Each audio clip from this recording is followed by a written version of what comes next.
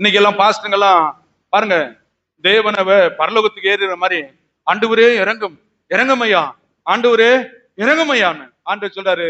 2000 வருடங்களுக்கு முன்பாக பரலோகத்தை விட்டு இந்த பூமிக்கு மாமிச ரூபம் எடுத்து வந்துட்டேன். உன்ன மாதிரி வந்து சிலுவையில மறிச்சு என்ன பண்ணிட்டேன், உக்காந்துருக்கேன். கண்ணை திறந்த நல்ல வேதத்துல பாரு. நிறைய பேர் ஜபத்துல அப்படிதான், இறங்கும் ஆண்டவரு, இறங்கும் ஆண்டு சொல்றாரு, இறங்கி விட்டு அது சொல்றது. இறங்குமையா ஏறுமையெல்லாம் எதுவுமே சொல்ல தேவையில்லை. நீ செய்த எல்லா கிருபைகளுக்காக உனக்கு நன்றி நன்றி நன்றி பார்த்து நன்றி சொல்றதோட இருக்கணும். எல்லாம் செஞ்சிட்டாரு. இப்ப இவங்க ஒன்னாவதுதான் இருக்கிறாங்க. கம்பெனில சம்பளம் உயர்வுக்கு ஒன்னாவதுதான் இருப்பாங்க தெரியுமா? சாப்பிடாம இருந்து கம்பெனி வெளியே போராட்டம் பண்றது.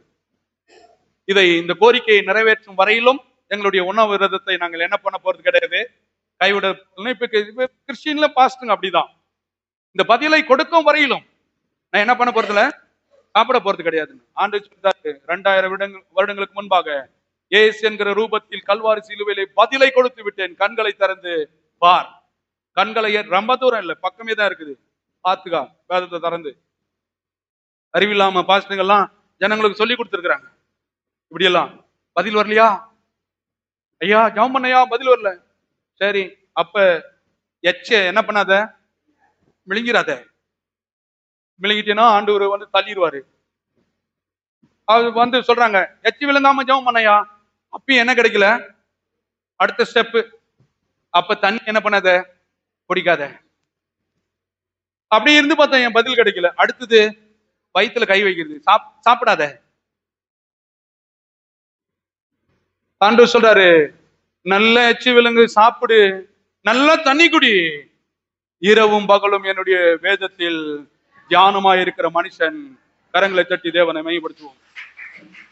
அதனாலதான் பாருங்க, நீங்க எல்லாரும் வேலைக்கு கரெக்டா ஞாயிற்றுக்கிழமை வாங்க, அது ஹாலிடே. நாங்க எல்லா பாஸ்டர் மாதிரியும் வேலையெல்லாம் விட்டுட்டு லீவ் போட்டு வந்து இங்க வந்து என்ன பண்றதுல, ஒரே ஒரு நாள் இருக்கு, வாங்க, நல்லா வேலைக்கு போங்க.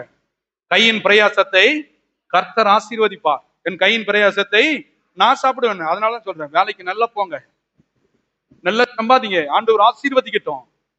ராத்திரில இங்க வந்து கண் விழிச்சுட்டு உட்காந்துருக்காதீங்க. உபவாசன்ற பேர்ல இங்க சாப்பிடாம வந்து வேலையை விட்டுட்டு இங்கே உட்காந்துருக்காதீங்க. தேவன் சொல்லுகிறான், நீ நன்றாயிருப்பதற்காக சிலுவையிலே அவர் பட்ட பாடுகளை தியானிங்க.